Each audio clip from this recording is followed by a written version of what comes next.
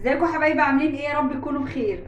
النهارده كده هعمل حاجه بسيطه وحابه اشارككم معايا. هعمل شويه ملوخيه الحلوين دول الخضراء، وده التوم بتاعنا اللي هو الكزبره، ومعانا طبعا ايه، حبه شوربه كده كانوا موجودين، قلنا نعمل ايه شويه الملوخيه دول. ها، تعالوا كده حبايبي اقول لكم نعمل ايه. بسم الله الرحمن الرحيم.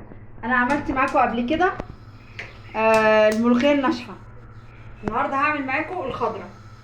هنقول بسم الله الرحمن الرحيم. هننزل معانا بشوربه. الشوربه دي طبعا ايه، مغليه، غليناها قبل كده اهي. بسم الله الرحمن الرحيم. بصوا تقلبتين كده خضره وجميله اهي. طبعا هنحط فيها حبه من الثوم اللي هم المفرومين بالكزبره دول، وهي ايه كده زي ما انتم شايفين. بسم الله الرحمن الرحيم. وهنا هننزل بالتومه الجميله بتاعتنا، مش قادره اقول لكم بقى على الريحه، ريحه الملوخيه. متنسوش بقى يا حبايبي اللايك الجميل بتاعكم والاشتراك عشان يوصل لكم كل جديد انا بعمله. اللي نفسه بقى في اي اكله يقول لي عليها، نشارك بعض.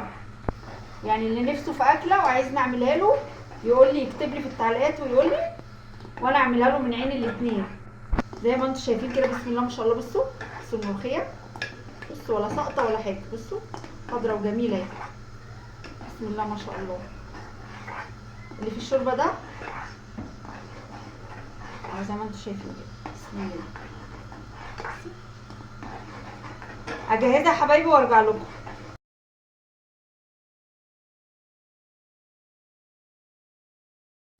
وده يا حبايبي بقى بعد ما عملنا طبق الملوخيه الخضراء الجميله بتاعتنا. بصوا بسم الله ما شاء الله، مش قادره اقول لكم على الريحه. بصوا بسم الله ما شاء الله. بصوا سمكها عامل ازاي.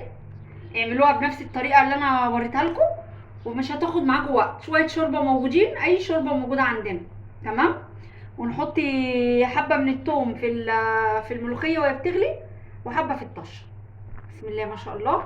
ما تنسوش بقى يا حبايبي اللايك الجميل بتاعكم والاشتراك عشان يوصل لكم كل جديد انا بعمله. واشوفكم في يوم جديد مع اكله جديده. مع الف سلامه حبايبي.